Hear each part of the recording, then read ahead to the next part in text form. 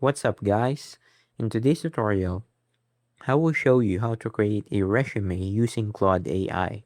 So without further ado, let's get started.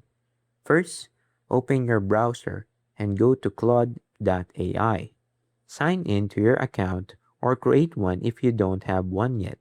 Once you're on the homepage, type a prompt like, "I want to create a professional resume." Claude will guide you through a few questions to help you build your resume.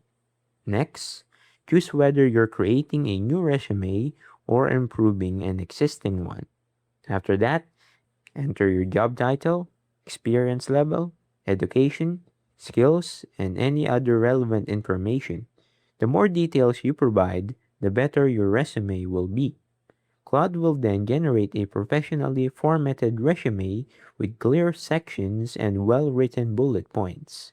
If you'd like to make changes, simply ask Claude to rewrite or improve any section until you're happy with the result. Once everything looks good, download or copy your resume and save it as a PDF if needed. And that's it.